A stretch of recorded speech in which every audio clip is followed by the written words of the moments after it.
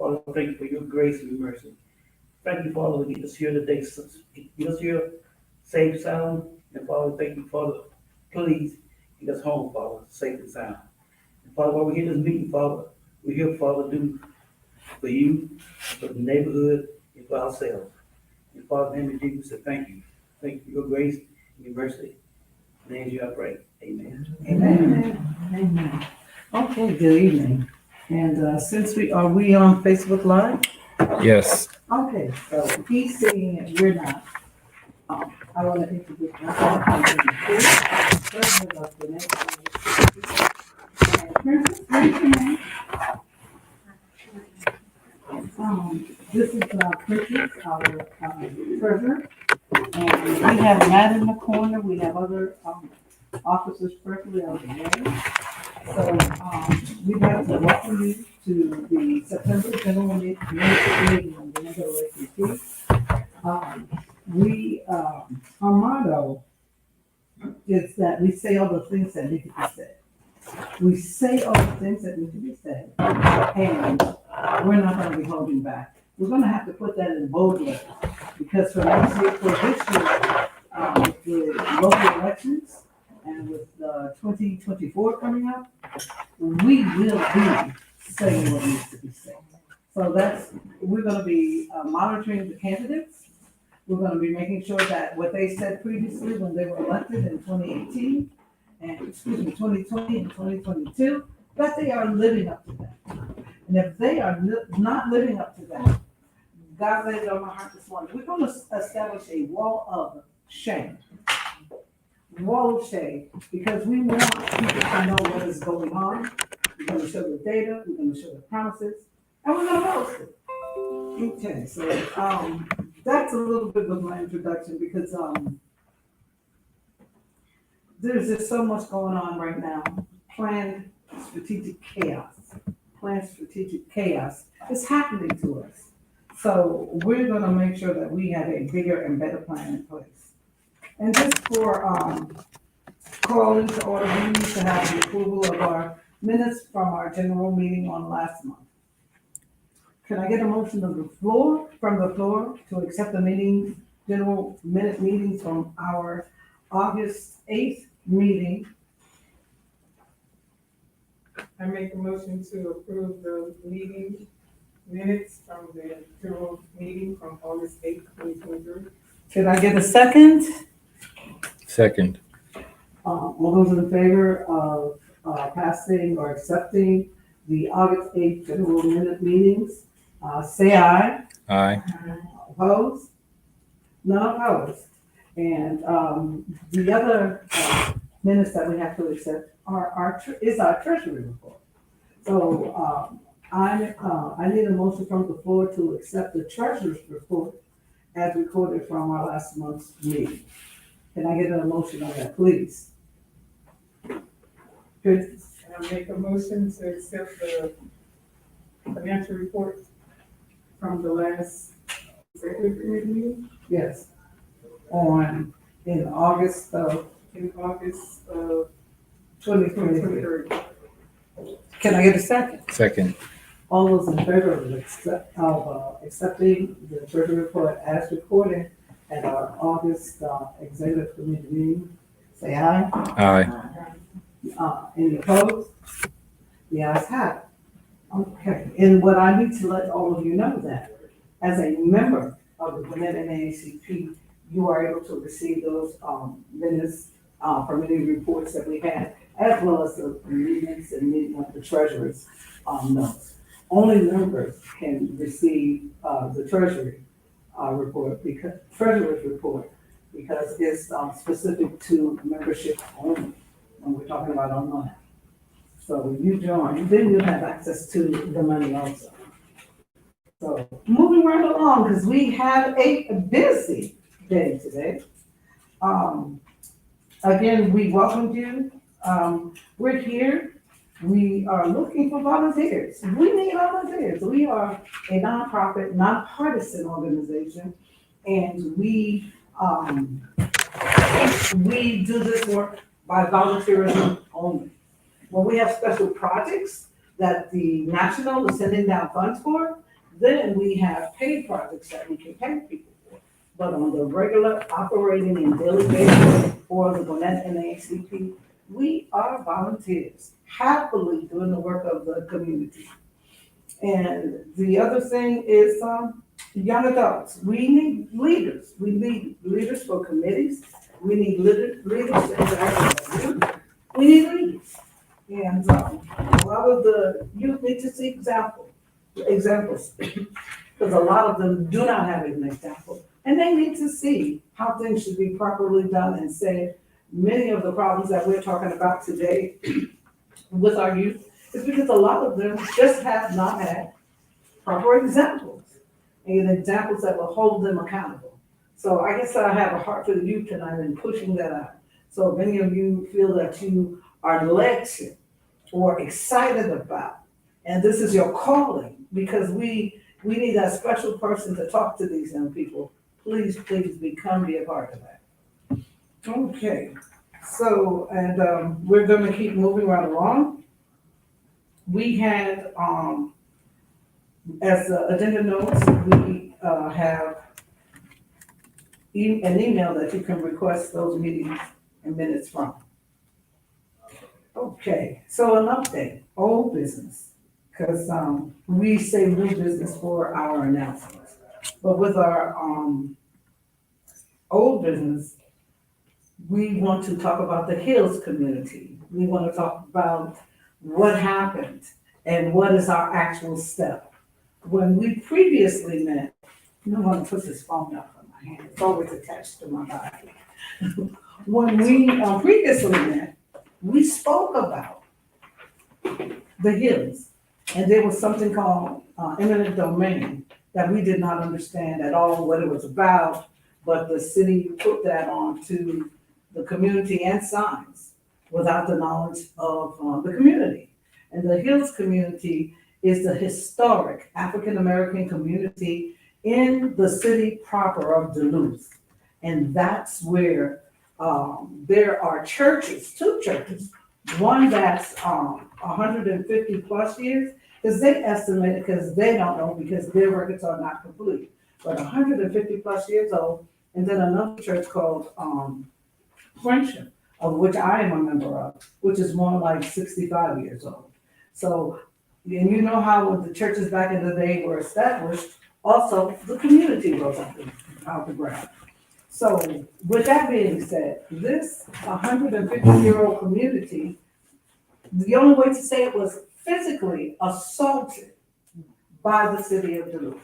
And that's the only way to say it. This community that has been there and a part of the city, if you walk or ride down the city streets in Duluth, the park, the plaza, if you go to the public park, you'll see all types of facilities.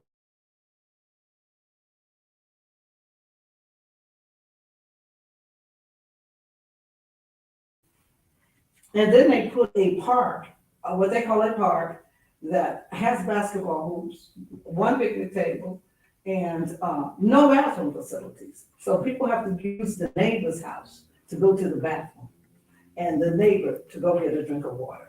So if you can imagine that, this park, which was created or built back up maybe in the late 80s, is in dire repair and it's pitiful.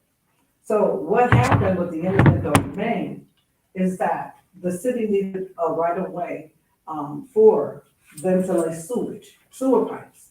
Because again, everybody back there is on septic. In the city limits of Duluth, not just this neighborhood, there are others. However, this neighborhood is on septic. So when they decided, so they came to the church, Mount Carmel, back in April. And there was a meeting, I was there as a part of it, I was invited. They said they're not sure what they're gonna do. Not sure what they're gonna do. However, they had plans stamped October 2022 that showed the sewage line, that showed where it's gonna go. That plan is 90% complete. And that's not from me, that is from an expert retired civil engineer who confirmed that these plans are complete. The travesty of this now is that the sewage line is only gonna serve a limited amount of people, limited. And the way they're bringing in, it's gonna go down the Church Street and go up toward the back on Washington. And when it goes, and then they're gonna run it out to 120. At this point, the question is, how do they do all of this without any community input? Why is the line running on that side instead of the other side of the street where the majority of the citizens and residents who have been there? As a matter of fact, they have been there so long, a lot of them are part of the people who were run out of Forsyth County in 1912. So a lot of these people are people who escaped Forsyth County in 1912, living in this historic African-American community. So myself, past elected official Donna McLeod, and others from the community asked these questions, as well as our expert engineer. The city was rude. The city tried to cancel our voices. There is no one representing the people of Duluth with the Hills African American community. No one represented them. Also, with that being said, they have a zoning committee, they have no input, no ask. So what the Gwinnett NAACP and others who are going to partner with us, what we need to do, and what I did last night in the meeting in front of the officers, the mayor, and town councilmen, what I did was demand an action item, that they rerun this route, that the route be sent on the side where the majority of the people live, and that the undeveloped property that they were going to bring services to be removed and rerouted. They did not answer. Their response today was to send the code enforcement officer through the street so that he could, this is like sending the police with a gun. They sent the code enforcement officer to harass those who spoke. They wanted to put fear in people, and they literally retaliated. The city of Duluth, I want to get this clear, the mayor, outgoing mayor, and the mayor-elect Greg Whitlock are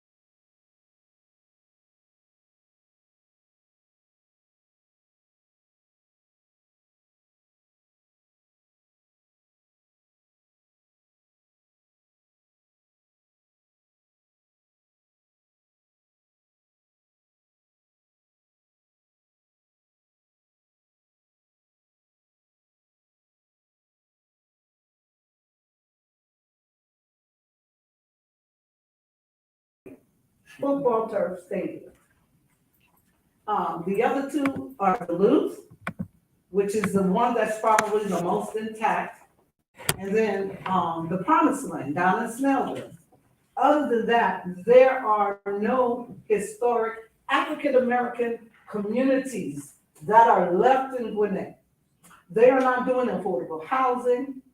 They meaning the county government, they meaning our commissioner board, chairman, Nicole Hendrickson. And I'm even gonna talk about the person who represents this area. And that person is Kirkland Carter, who was, sent notice and he did not respond. He used to be the city councilman. He is now the commissioner. He would not respond to our documentation. Now, let's say this, the county is building, housing, but it's not affordable for our community. It is not affordable for the people who live in Duluth. If they were to have to sell their house and move, they would not be able to live in affordable housing that is being built by Gwinnett County.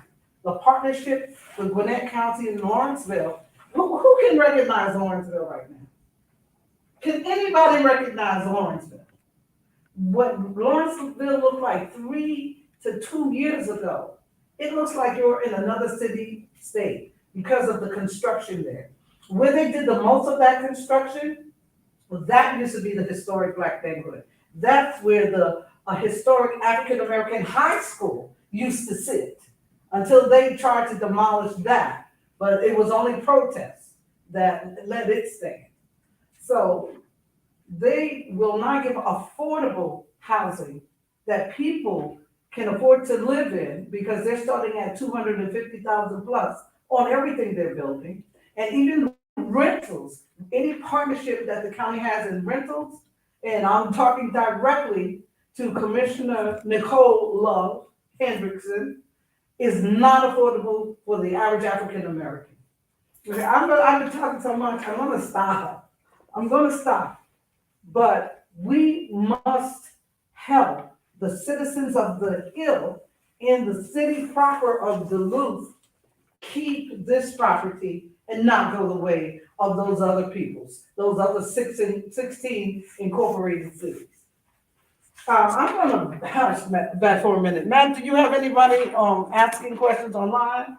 If you have some here, please feel free to ask questions. Not yet. Not yet. So please, if you're online watching, feel free to send messages, statements. We're gonna be entering y'all into this conversation as we speak. Anybody have questions here? Yes. The area that you're referring to, I can see it from Buford Highway, and it's up to the right. Is that, I don't know if that's past City Hall or before you get to City Hall, up in that little area where the churches are and all those little houses that surround the church? Yes. So that's where they're bypassing and Yeah. not putting sewer lines? in Yes, that they're area? only putting on one street, and that street has the fewest number of residents. Now, I'm gonna get personal with you. Now, Sister Deborah, I'm pretty sure you went to Friendship visiting, maybe long time ago. Because this is one of our sisters in the community. And that area, if you're riding on Buford Highway, going north towards Swanee, when there are 3 streets that access this community, 3. Most people don't even know it's there. Because from Buford Highway, you can't see it. You cannot see it. To put up signs, even for the churches. So people will know, hey, there's two historic African-American churches back here. But the city will not do a variance for zoning so that these churches can put up signs to say we're here. Because probably mostly everybody in this room relocated from somewhere else, correct? So when you relocated, unless someone personally told you, you won't have an idea that Friendship is back there. Lately, because of COVID and everybody's been updating, being digital, they are now getting people to find out about them because they're Googling them. And they had updated their status so that they can get information from people Googling them. So again, 16 incorporated cities, only 3 left. And they are struggling to survive. And the monies that the county commissioner, Chairman Nicole Love Hendrickson, and I'm gonna throw Kirkland in there too, Kirkland Carden, that's part of the VOC Board of Commission member, who represents this area. here in Duluth are non-responsive to the needs of the people of Gwinnett. If there are no more questions,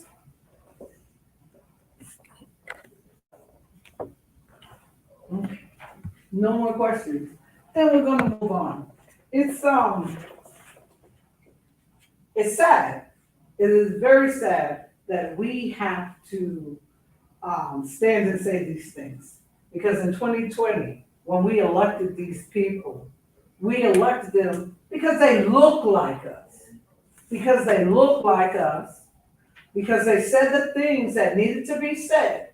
However, when you look at their record, when you look at their responsiveness, when you look at the data that shows the place of African American people here in Gwinnett County, everybody's gonna wanna run to the poll to make sure we have somebody new. Everybody. Because it's that much of an abomination. We cannot get conversations about healthcare here in Gwinnett County.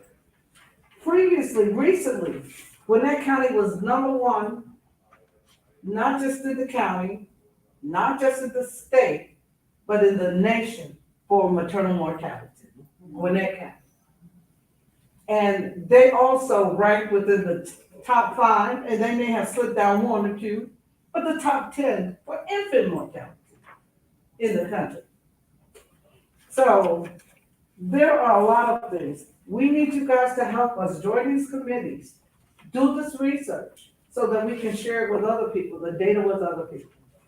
Okay, and so I'm gonna jump off of that because I won't stop. Please, Devin, Matt, please hold me so that we can make sure we can do our agenda. Yes, sir. I just have one question. So moving forward, Speak out. where do you see this organization taking that particular situation? Like, what's our action item? Okay, our action item, again, I will repeat it. We need the city of Duluth, who is partnering with the County Commission of Gwinnett County to reroute this sewage line so that it is accessible to the majority of the people who live in this Hills community, the 150-plus-year-old community where people who were run out of Forsyth in 1912 settled here. The only thing, again, we got from the city of Duluth was pushback. We had retaliation. There was so much disrespect in this room. Again, Greg Whitlock is the mayor-elect because he is running in this 2023 election. He has no opposition. And he was the one that was the most rudest in this room, talking about things that he did not say. It was cancel culture in that room yesterday. Cancel culture at the meeting that was held at the city of Duluth. And Greg Whitlock, mayor-elect, did not have enough accountability to stand up and say that he lied to the people of the Hill. And I'm gonna say that one more, because I want you to know that Greg Whitlock lied. The mayor-elect told these people he knew nothing about any projects and the plans when we went to get them through the Open Rights Act, and then going up to the building itself. The date stamped is October 2022. So we are documenting. We will, even if we have to reach out for federal assistance, we want them to see that the City Council of Duluth is not equitably distributing funds. We want them to see that from federal government funds that came down, they are not doing projects that's going to benefit the majority of the people. And then number 3, we will let people, they tried to cancel us. They used cancel culture on us to say that the people who spoke had no ties to the community, which is not true. And then the 4th thing is that we must continually demand services and economic resources for this community. Those are the action items that we have to do. Go Is there a ahead. specific, or so who are the specific people that we should reach out? Because I know you said you reached out to some people and it was ineffective. Are there other people that we can reach out to that we haven't reached out to as yet? Or is there another avenue that hasn't been used to reach out to those people who haven't been responsive? So the people, because I talked about the retaliation, they are frightened to speak. They do not want to talk. Because the same thing that happened today, that when they sent through the code enforcement officers, they sent the code enforcement officer up to this person's house, who was the main complainant at that meeting last night. So they let them know, if you talk, if you are gonna say things negative about us, we will come and get you. So a lot of these people live in fear back there, in fear, and are afraid to speak. So we are gonna partner with whomever we can to blow this up. But it needs the light to be shed on it. It needs the light, it needs the media. WSB has been there, the Atlanta Journal was there on yesterday. Supposedly they released the story. Good. So it was there, you saw it. So, and the city's response was, we don't know why these people are speaking and they don't live in this community.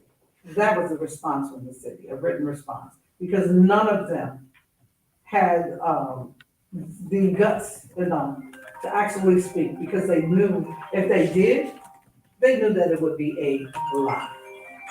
And I'm using these words. Because we have proof, and because there's a room full of people who heard Greg Whitlock witness to the fact that he knew nothing about what was happening. So, Is letter writing, I think you mentioned it, letter writing, is that suggested, and if so, where would you send it? we will send that to you, because we want to do it. If you contact, our secretary at, NAACP.Gwinnett.org, but we're gonna have things on Facebook. So that means y'all need to go on Facebook and like us. That means y'all need to go on Instagram and like us, because we're gonna be, doing those social media platforms, as well as putting in written documentation, so that we can get this changed. All right. So if all hearts and minds are clear, let's move forward.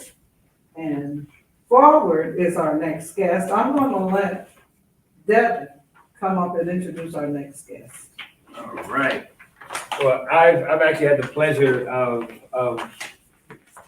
talking to this brother on multiple occasions. And every time I talk to him, I'm always inspired about not only just his journey of being an entrepreneur, but also just his zest for teaching. Many times people know something, they keep it to themselves. Not him. There are people that they'll tell you they could roll up in a Benz or Maybach or something, and then you're sitting there, your little Pinto, and they're just like, oh, I hope your life gets better. Not him. He's gonna do whatever he can to make sure your life is better. And that's the people that I like to surround myself with, especially being in this community, because we need more people that are gonna do whatever they can, even unsolicited, just to say, hey, this is some information. Because sometimes you don't just need to ask somebody for information. Sometimes it's good if somebody just nudge you and say, hey, this is another way of doing it. So I'm going to speak about economic development through entrepreneurship. We're going to introduce the one, the only, Dr. Xavier Bryant Farmby. Hey, good evening, everyone. First of all, thank you for having me. I find it interesting to be in this part of town. It took me about an hour and a half to get here. I'm actually from South Fulton. So I'm familiar with a lot of the issues in South Fulton. I'm familiar with a lot of the issues in Decatur, where my businesses are. But to come out here and hear this, it's like it's eye-opening. It's like I didn't even know this was occurring in Gwinnett. I didn't even know there were historic Black churches out here. So I appreciate that. I appreciate the awareness. So let me give you an update. Gwinnett County has over 350,000 of them are African American and Black people. Gwinnett County has the largest school system now in the state. Right. With the 26 plus high schools. Gwinnett County has a budget, operating budget of 2.75 for the school board. The Board of Education has a 2.5 operating budget. And then the Board of Commissioners has a 2.25 operating budget. That's give or take. But we have been here and we have been dominating, and they keep this a secret. They don't want people to know who actually lives here. Mhm. So I'm gonna throw that at you, run with it, Okay, go with it. all right. I used to be a track star back in the day, so I'm around with this. Do we need to give you a chair? Are you good No, standing? no, I'm good. And economic empowerment Uh-huh. is the only thing that will make these changes for us. And you heard me talking about the Hill, that is exactly what we need, because that's why we're focusing on you, economic empowerment. I appreciate that. All right, so I'll tell y'all a little bit about me. I'm originally from Savannah, Georgia. I came up here to attend Clark Atlanta back in 2001. I majored in chemistry. I attended the Centers for Disease and Control, where I worked there for a couple of years as a researcher, and I leveraged that to get into pharmacy school. From there, I had to figure out, okay, what was it that I wanted to do with my life? I knew I wanted to do healthcare. I knew I was heavily into the service industry, working in the grocery store growing up, but I had to figure out, like, how was I going to parlay what I knew into pharmacy and into healthcare? So that's when I decided that I was going to open up pharmacies. That was my key. That was my drive. That's what I wanted to do. Didn't know all of the barriers that I was going to have to go through in order to get there, whether it was financially, whether it was hiring individuals. But at the end of the day, I knew I needed ownership in my own life. Now, my granny, God bless her dead, she just passed in 2021. She was 100 years old. But back in 1945, 1950, 1960s in Savannah, Georgia, she actually owned restaurants. So I always knew that was a part of my DNA. That was a part of my family's energy. So me moving into an entrepreneurship was kind of like natural. I say all that to say, I've owned pharmacies, I've owned DMEs, I've owned health foods, I've opened up healthcare systems inside of small cities large cities such as Decatur and Atlanta. During the COVID, a lot of those businesses failed. A lot of those businesses fell by the wayside. So I had to realize, how was I going to rebuild these entities? And from an entrepreneur perspective, I now know that learning how to open up pharmacies is what really saved my life. And I'm not talking about just like, I'm talking about like opening up like a CVS, a Walgreens, a Walmart, but they're independent pharmacies. They're in my name, they're in my company's name. We build our own networks of pharmacies. What I now do, now that I effectively understand how to open up businesses, how to engage individuals from the community, how to take care of individuals in the community, I teach that through my nonprofit to high school students. And through teaching the high school students, that is ultimate economic empowerment in my brain, because it's definitely not about me. It's about those who are going to take care of me, who are going to take care of us in the future. So what I've done, I've partnered with Global Impact Academy. I've partnered with Morehouse School of Medicine, and we've built a program, a pharmacy STEAM program, basically science, technology, engineering. We've added the arts and mathematics, and we've made it surrounding pharmacy. So I go into the pharmacy schools and I absolutely teach these kids how to operate in the field of pharmacy, what it's going to take, what they need to be professionally in order to achieve their dream of becoming a pharmacy technician, of becoming a pharmacist. But ultimately, this is the kicker, because like you said, I don't hold anything back. So to the high schools, and I started this with my pharmacy students, but with my high school students, I now teach them the whole game of how to open up a pharmacy, like from the beginning to the end, and ultimately how to sell it so that they can build financial wealth for their own families. A lot of people don't even understand this process, but it's something that I developed. I understand that you can flip a home. You could become a realtor, you could market yourself, and you can flip homes, or you can flip pharmacies. And it's a whole nother concept. So me teaching adults this concept, they're like, oh, okay, well, how do I do it? How do I invest? Where do I go? What do I do? So I taught them, but now I'm like, I need to teach the students. I need to teach them now so that it gives them something to do, so that it gives them some direction, so that they can avoid the streets, so that they can avoid different distractions and ultimately have a goal, have a plan coming out of high school on how to ultimately open up a multi-million-dollar businesses for themselves, for their families, and for their communities. So that's what I do through my nonprofit 360 Health. I partner with different institutions. By partnering with Morehouse School of Medicine, we'll be in Clayton County, we'll be in Fulton County, and ultimately it's to disseminate the information. As an African-American man, I know that I've been imparted with a certain type of information. And it's like, why would I hold it for myself? It's not going to do me any good. I only have a finite amount of years that I'm going to be here on this earth.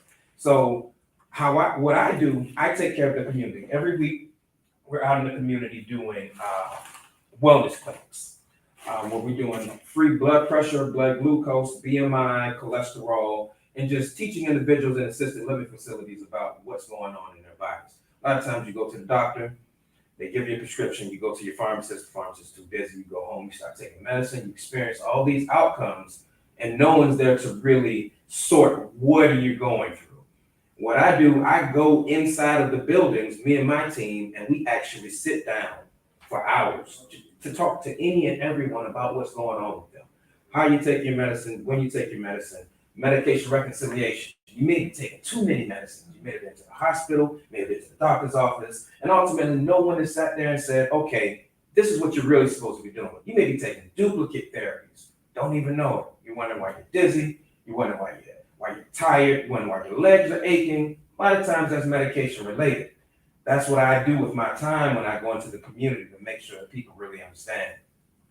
Me opening up pharmacies was basically just a mechanism to make sure that my family was good.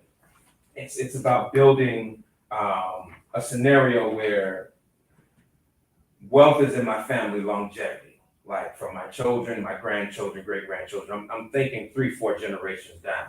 So now that I have those systems set up, it's not even about that anymore. It's about teaching these children now how to do what it is that I'm doing. Now, I've dibbled and dabbled in a lot of different businesses, but I realized that when you stay in your lane, you can go faster, you know. And you can put multiple vehicles in your own lane. So I realized that having multiple streams of income, it sets up me, sets up my family. I don't have to think about it anymore, but now I can go and teach. I can go and teach the youth. I can go and teach teenagers, high school, college, adults, whatever the case may be. Impart on them whatever wisdom that I already have. I mean, I've been on this earth 40 short years, but at the same time, I've experienced a lot in a short amount of time. And from that wisdom, I gotta give it back. It's like it sits in me. It's like growing up. It's like, all right, I gotta give it to somebody. I gotta let somebody know. And I realized by going back to the youth, going back to the high school students, I don't know if y'all have experienced this generation of high school students. It's something else, something different. It's something, it wasn't y'all, it wasn't us. It's something totally different. But at the end of the day, we got to merge these generations. Somebody has to be in the middle to say, okay, this is what it is, this is who you are, and this is where you're going. So me going out into the community and giving of myself, giving up that energy, it's a true blessing. But that's entrepreneur development for me. It's teaching the youth. I mean, I can teach my peers. As a matter of fact, when I was coming out of pharmacy school, I told my peers, I said, if we all save $50,000 for 3 years, we can all start opening up pharmacies together. I told them that my third year. They all heard me, but no one was listening. We all took the same course on how to open up pharmacies. I'm the only one who took it serious, and it wasn't elective.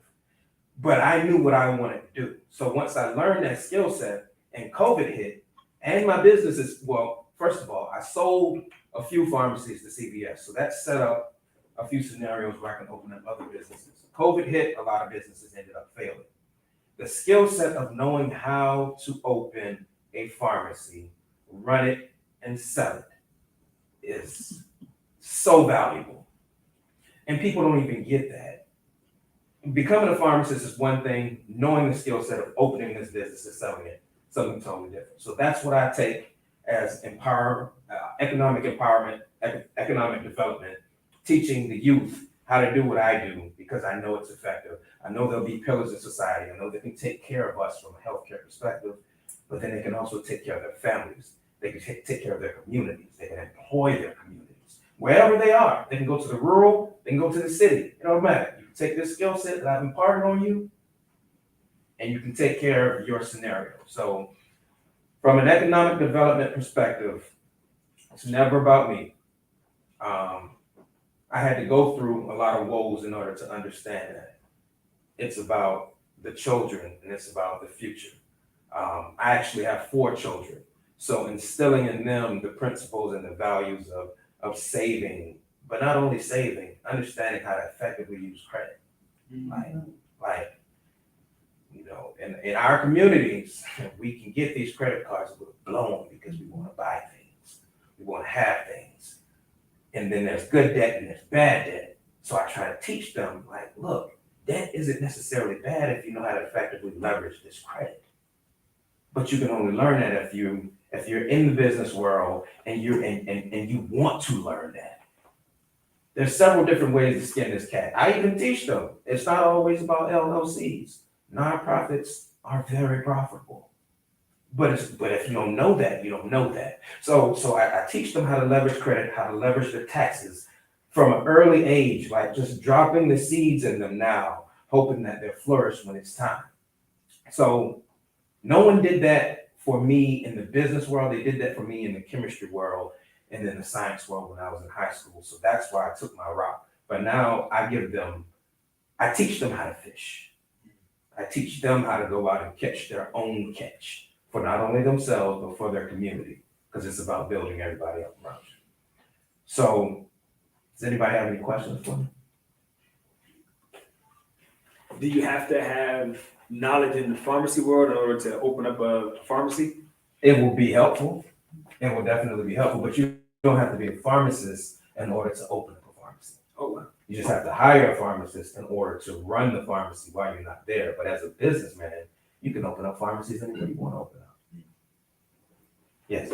Can you talk a little bit more about leveraging credit? Oh, yeah. Okay, so you have your personal credit, you have your TransUnion, Experian, Equifax, and that's your own personal lines of credit. There's certain things that affect your credit, whether you pay it on time, whether you have too many rolling credits, whether you have a long credit balance. All of these things can affect that particular side of your life, which is important. But then you also have your business credit, right? Where you apply through Dun & Bradstreet. Dun & Bradstreet is the credit arm of your life for your business. Now, through this particular arm, you have what's known as accounts.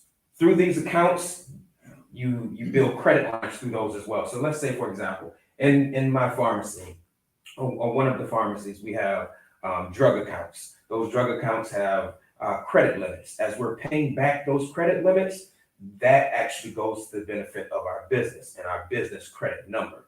Just like on this side where you have your personal credit, you have your Dun & Bradstreet credit. The bigger that number gets, the more you can go and borrow. When you borrow, you apply it back to your business in order to make it grow. You hire more staff, you do more marketing, you build your business even bigger based off of the credit lines that you now can receive because you've been doing so good with your other credit. So at the end of the day, it's just understanding that when you get money, put it in a vehicle that's going to give you a return on your investment versus being a liability. Like immediately we like to go, like, I'm gonna just be honest with you. Like if I can't afford it, I don't get it. That's just how I live my life now. It doesn't even matter how much money I'm bringing in. I had to learn how to manage the little so that I knew I could manage the lot. So like I don't believe in car notes. If I can't just go and buy this car, then I don't need it and I don't want it and I can't afford it. Because I'm not going to pay the note every month. I don't like that feeling. I might as well just get it out of the way and then just move on with my life. That's just how I think. But that's another part of economic empowerment for me. I always tell my students all the time, I say, it's not about making a living. You can go out there, you can get a job, get picket fences, you do all of that. It's about designing your life. I'm big on that. I'll tell y'all one more story. I'm actually a pilot. I'm a helicopter pilot. I've been flying for probably about 8 years now. And I remember and honestly, every Thursday I almost died. Like it was a real situation flying over Lake Gwinnett and just not taking it serious at the time. I hadn't accepted it as being serious. It was a hobby to me. Until one day, you know, a big wind came by, weather vane the helicopter. I let the controls go. And my teacher, he grabbed him. He was like, "What are you doing? What's going on? Like, what's going through your mind right now?" And I was like, "I don't know." He was like, "Do you want to be a pilot or not?" I was like, and now I take that same concept and I apply it to everything, because the energy of taking your hands off of the controls. See, we do this a lot in life. You end up taking your hands off the controls and you spin out of control and you crash and burn. He taught me in that moment, he said, it's 3 words: aviate, it's navigate, and communicate. When you aviate, you know you're in the vehicle and you know that you can fly. I said, okay. He said, navigate. You have to know where you're going. And we can apply this to anything in life. You have to know that you can fly. You have to know where you're going, and then you have to communicate with the towers and communicate with everybody that's talking to you through this radio. So through aviation, knowing that you can do it, navigation, knowing where you're going, and then constant communication, we can get anywhere that we want to go. So even with this situation that we have going on the Hill, we know where we are, we know where we're going, but I think it just takes further communication through this organization, through this community, through the commissioners, just to understand that this is what's right. And I think eventually right will always overcome. So, yeah. Yes. Have you written any books? Because I feel like you could apply some of the principles of starting a pharmacy and running a pharmacy to other like healthcare industries and businesses. So. Absolutely. I swear, 2 weeks from now, I'm publishing 2 books. It's in my journal. It's in my everything. Like I've been working on this for the past 2 years now. And honestly, and I'm glad you said that, because next week it says publish book every single day. It's like, oh, okay, so this is what. Yeah, so I am. I absolutely am. Yeah. Yes. I'd just like to comment that my son in his senior year, beginning of his senior year, has an economics course at his high school. And that triggered his mind to know exactly what he wanted to do and how he was going to do it. Oh, yeah. And he went on to West Georgia and he got a degree in economics. And he's been working at his little job for 12 years now. But my daughter missed that class. And she didn't know how the credit cards work and getting all those little. Yeah. And he tried to tell her, but you know, she should have had that course as well. I agree. And I feel like a lot of courses that we take, I'm not going to say they're not necessary because they teach you how to think, but they aren't applicable to how we're going to really live our lives, you know? So when I go to these high schools, I'm absolutely letting the children know that you can apply this to your real life. Like when we're done, just go and try it. Go and try it. And if you're serious about it, I will help you. And I tell them all that. That's my pact that I make with them, because I know how to do it. And if they truly know how to want to walk in the same path, I just give them the light. I mean, there's no sense in me holding on to it. Yes, sir. What's been one of your greatest obstacles to overcome in regards to buying and selling pharmacy?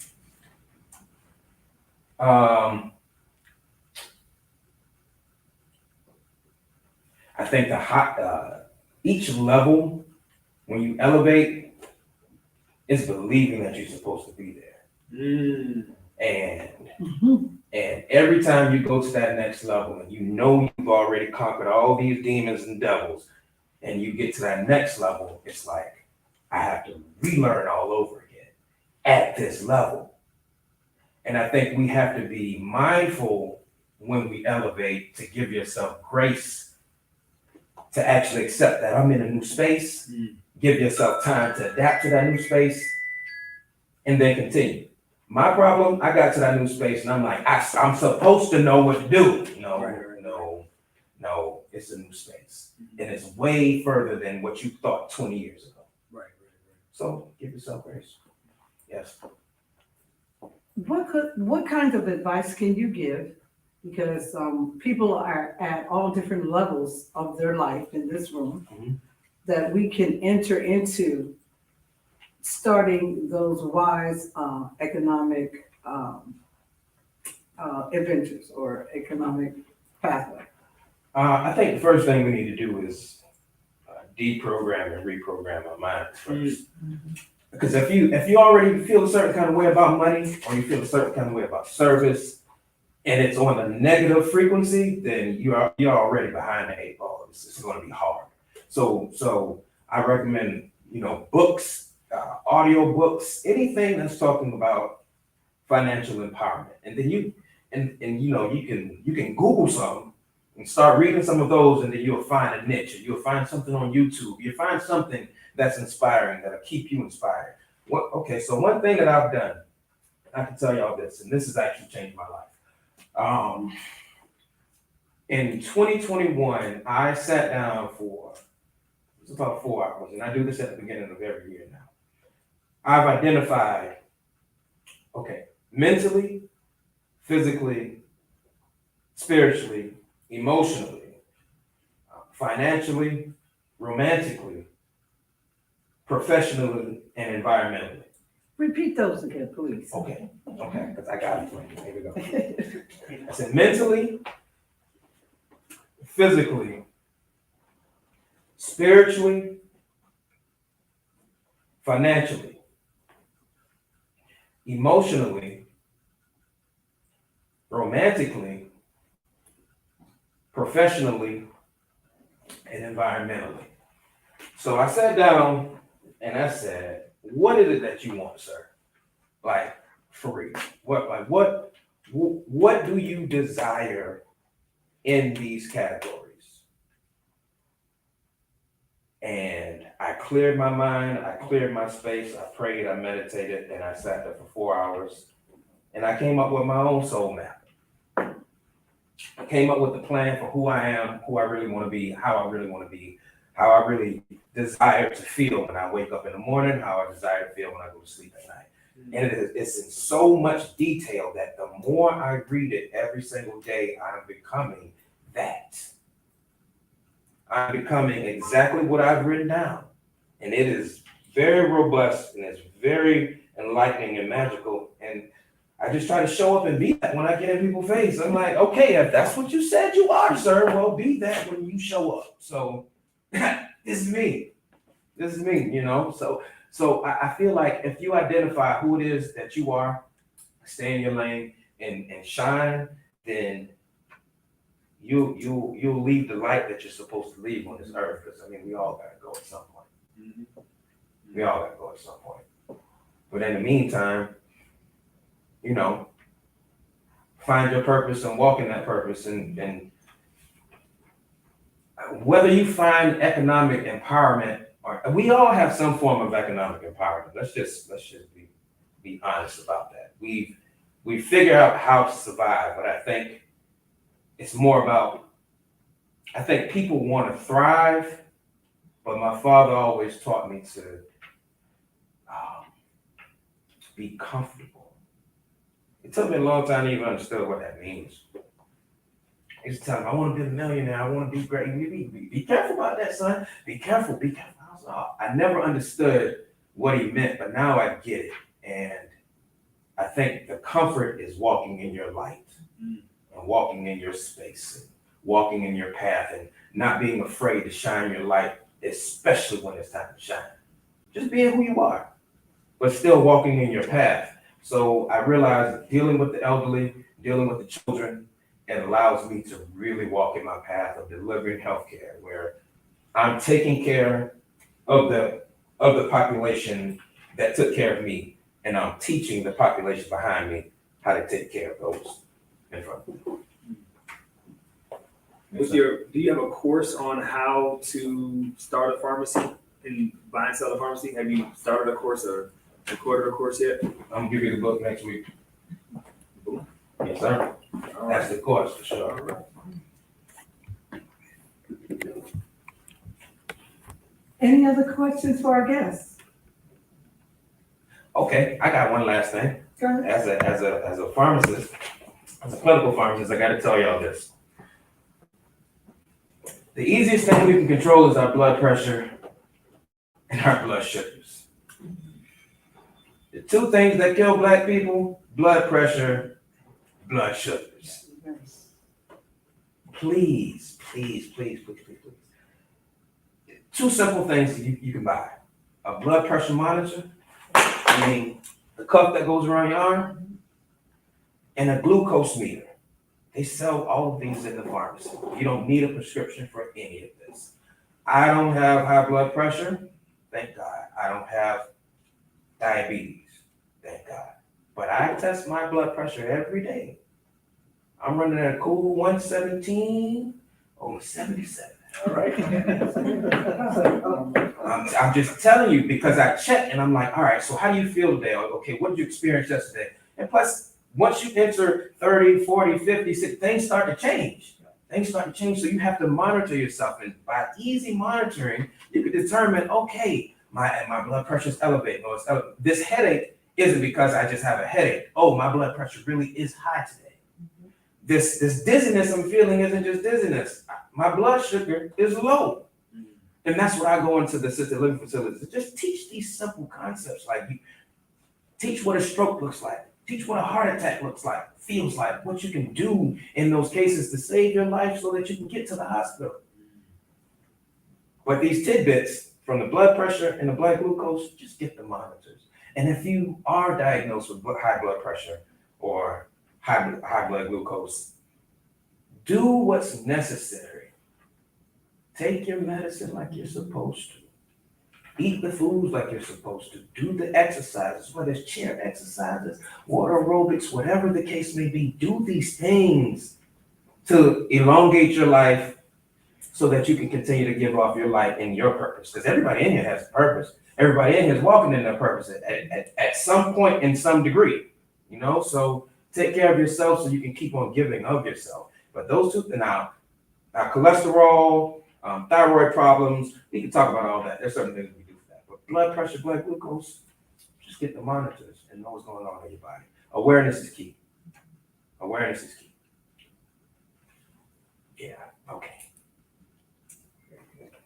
Can I say something? I don't have a question. But I want to address that population between those over us and that other one that you don't know what to do with. Uh-huh. High school, I think you said. Right. I inherited an 18-year-old from Florida, my grandson. And I'm looking at these young people in here, and I'm looking at some other folks who could probably be in my shoes at some point in time.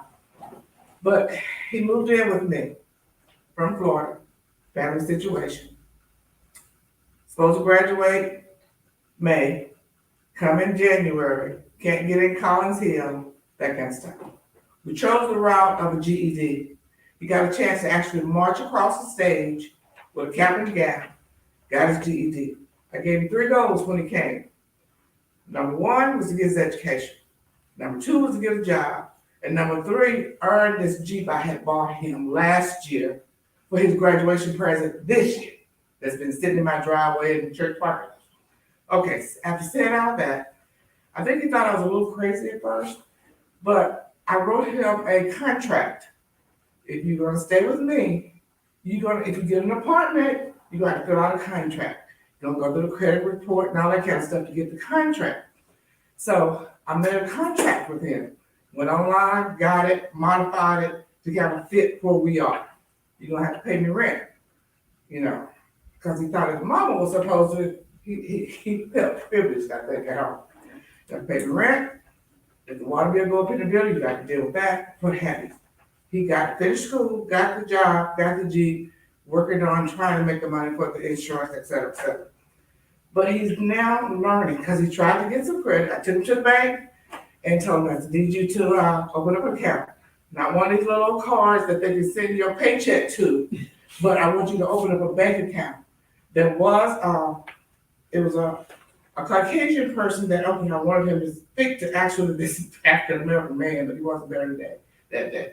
But he's gonna go back. He met another department, went back and sat down and talked to him about finance. This kid knows nothing. He wants to be a contractor, a carpenter, or a voiceover, whatever that is, because he got headphones and stuff on all the time. But I'm saying that to say, I don't know if you stay with your mama or you stay with your mama, but we have to teach our young people responsibilities, because when he get into an apartment, and I told him, I said, you know, if somebody calls me and asks me about your credit, if you don't pay your rent, I can't give you a good report.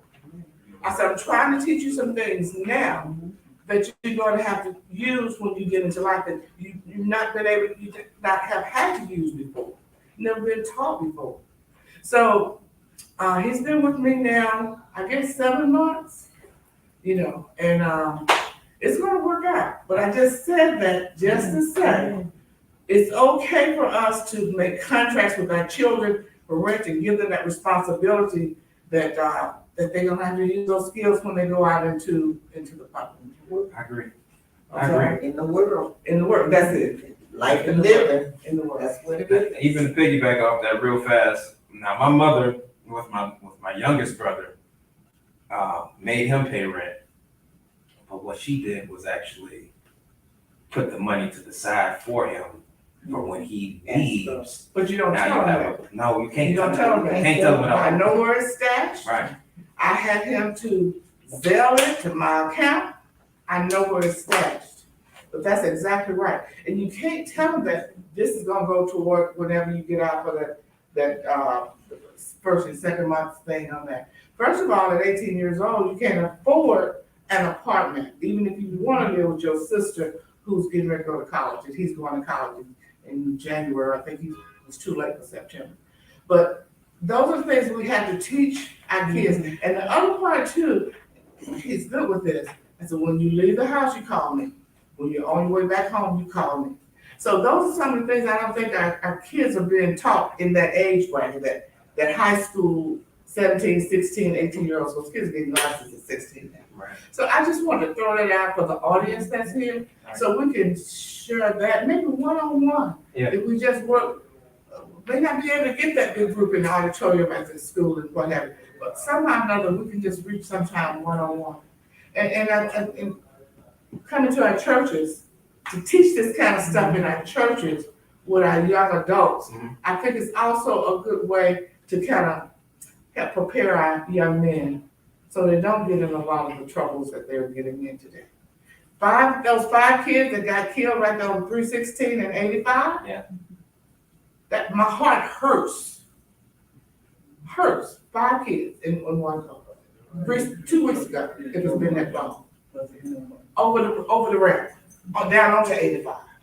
So we gotta, he's quiet. He's mannerable.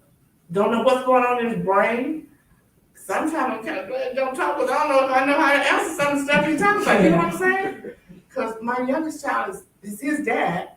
He's 53 years old. You know. So anyway, enough of that. Okay. There you go. Doing that, because I have another question. Someone sent me. a Oh, somebody question. said you were? Sent me a question. Oh, I had. Okay. Physicians have shown a pattern of distrust when Black patients seek the help with pain, especially Black women. Black patients are significantly less likely to receive adequate pain treatment across a wide range of diagnoses compared to other. So we're talking about that health disparities Oh, yeah. that African Americans are feeling in our community. Please, can you address that?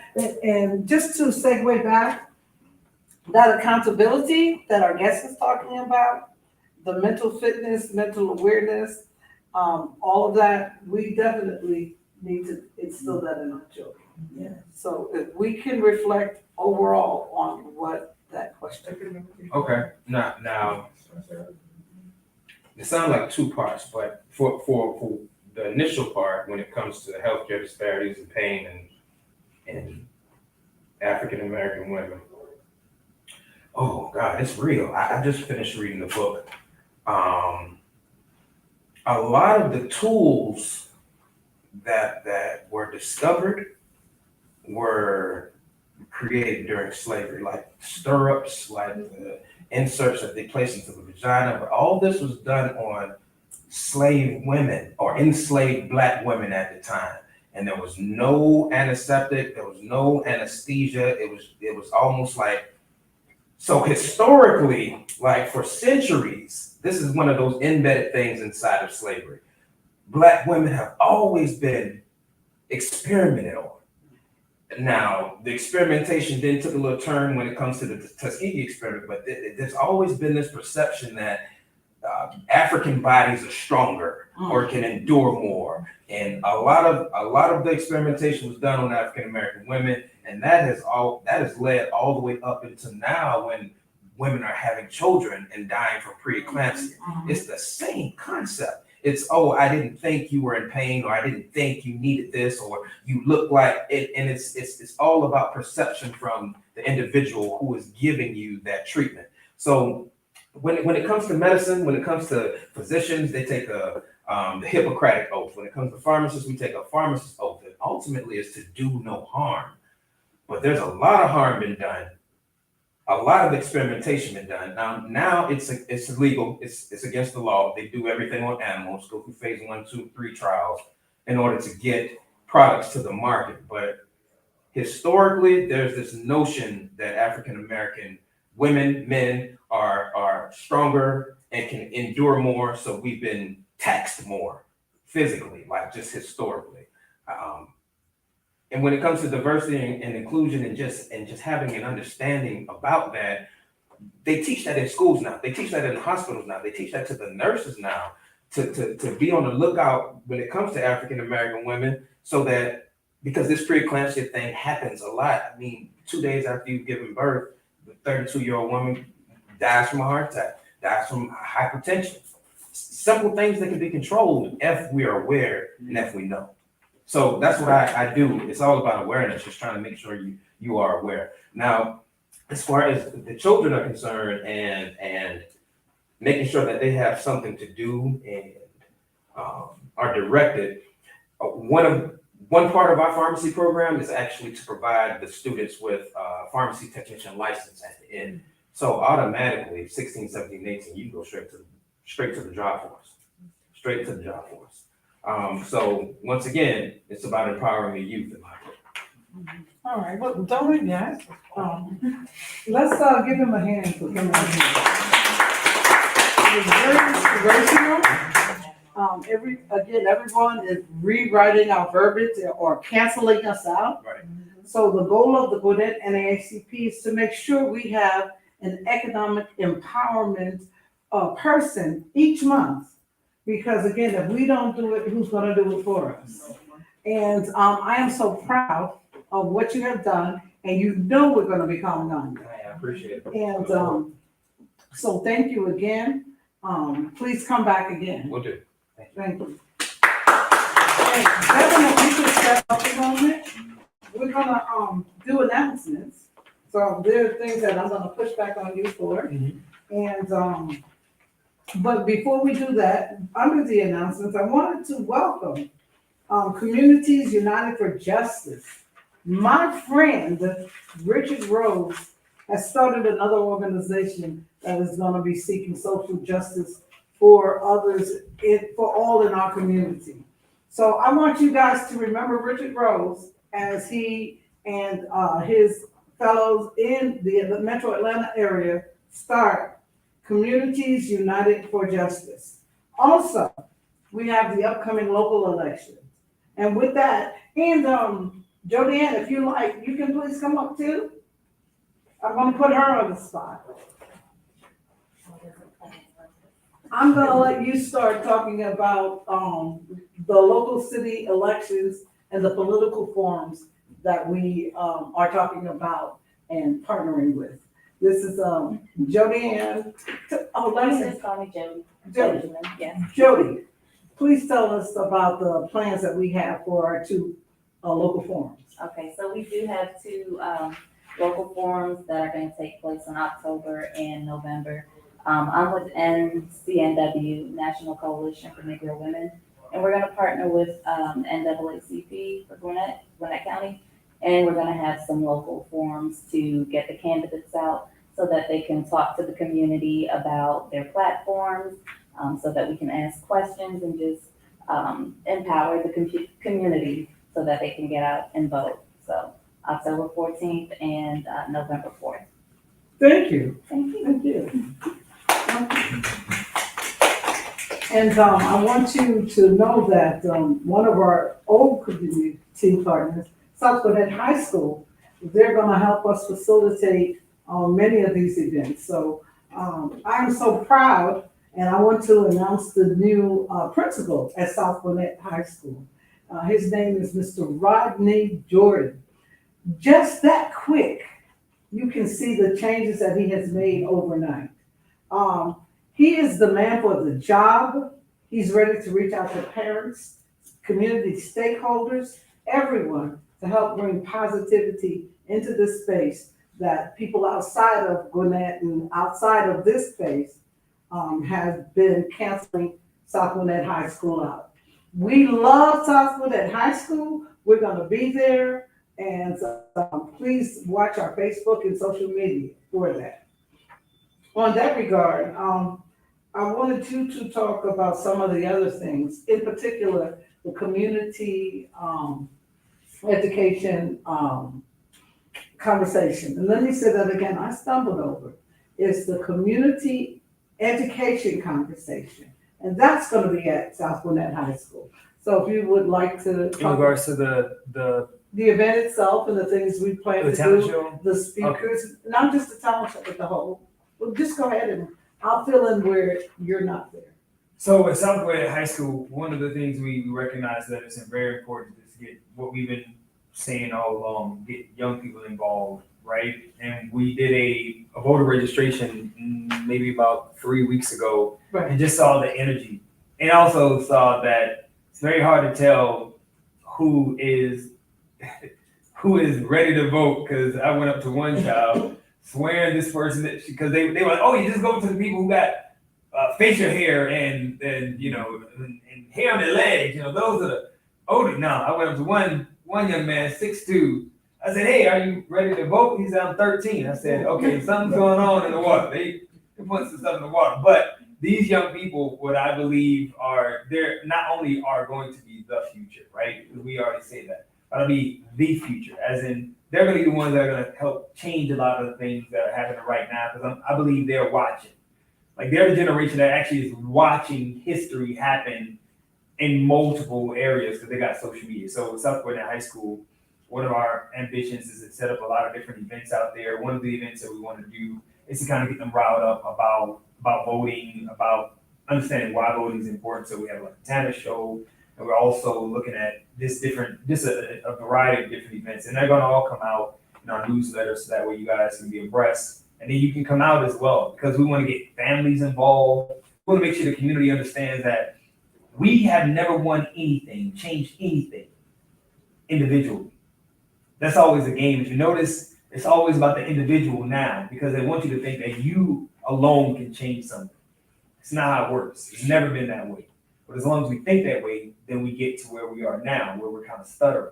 It's always been together. So we can instill this in young people, as well as the families, the parents, because they had a parent-teacher conference that the other day, 500 parents came out.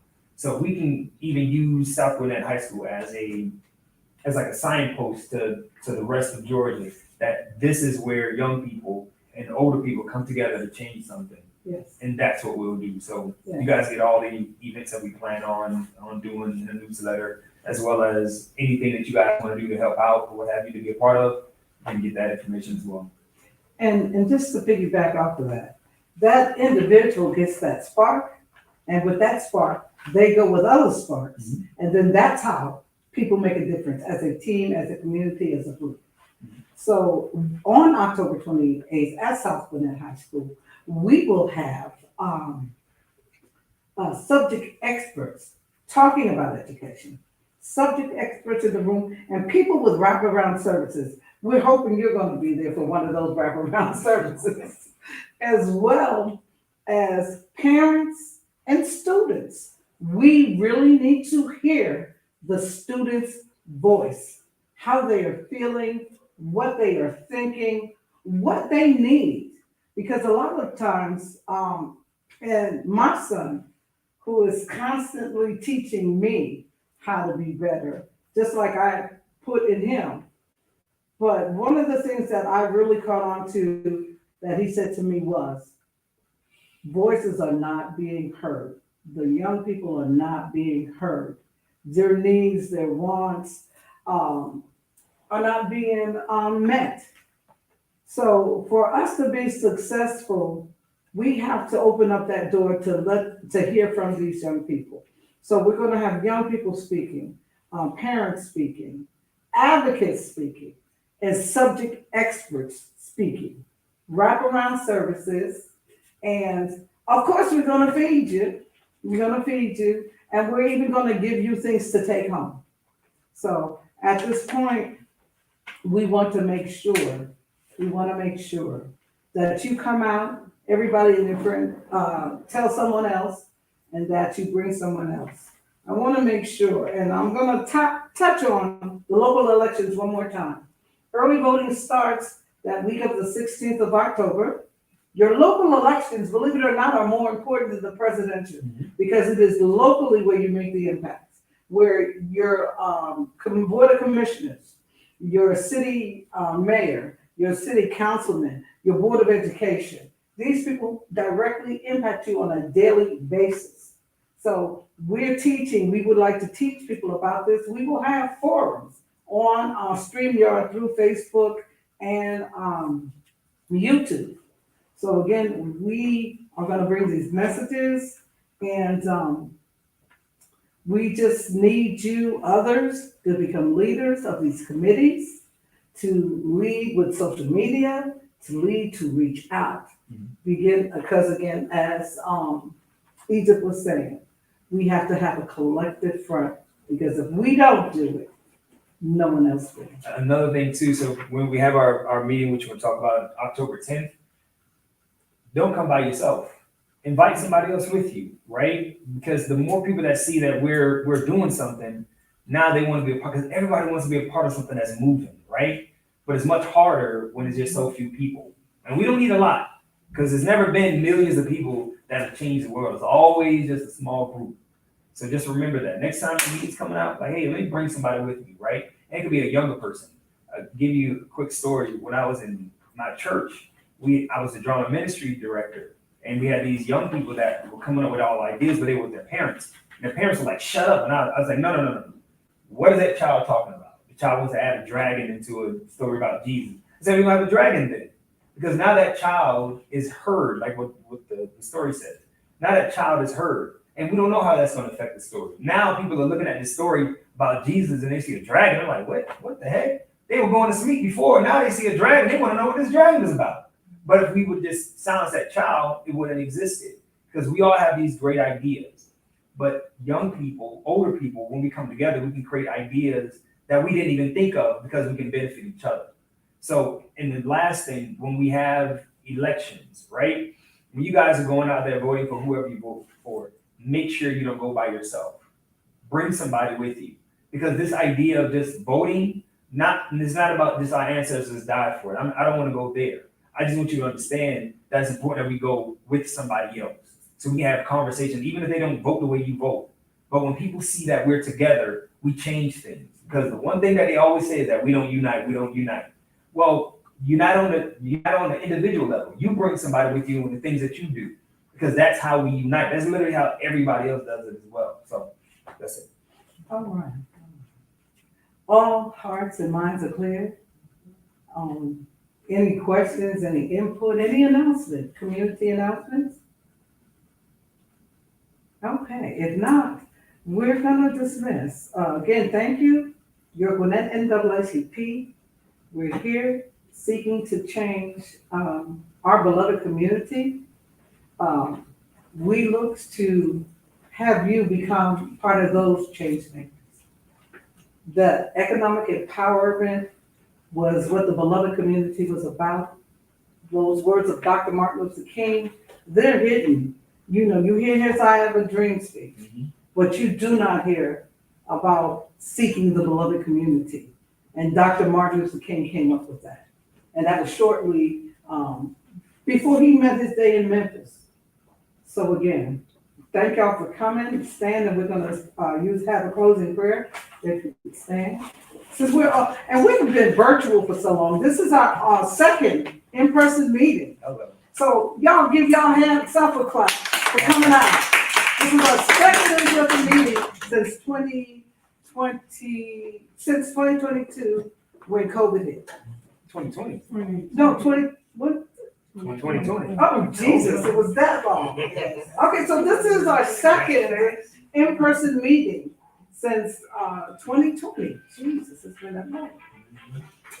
Okay, well, you know what that means? That means I'm running through COVID. Hello. But I ain't standing still waiting Hello. for it to catch me. Hello. But I want to keep going forward. You know, run on, see what the end gonna be. Hello. So that's where I am.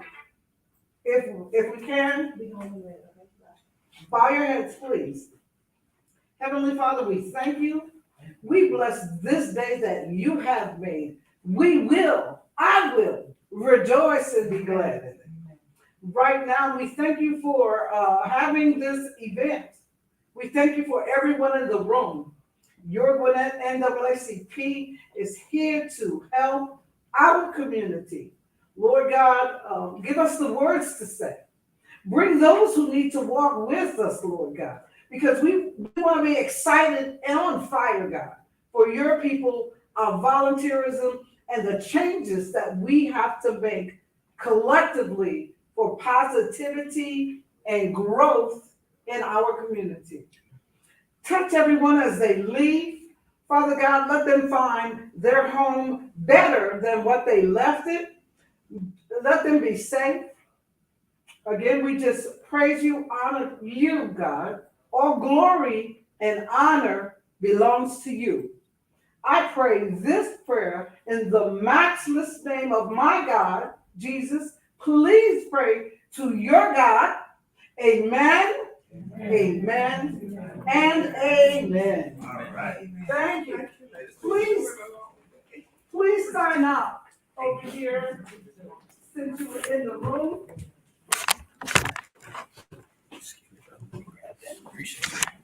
Get yourself some snacks too.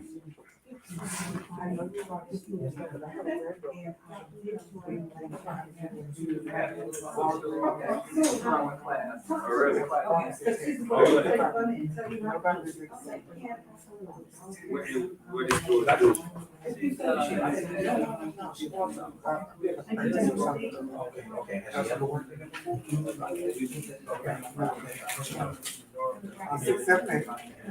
Do they have a theater program there? Thank you. 678-665-9608, and it's Deborah Hicks. Thank you. Okay. I hope y'all enjoy.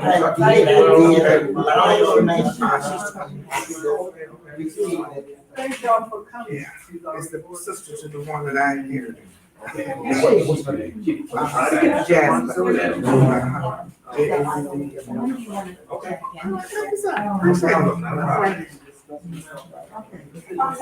Right now, my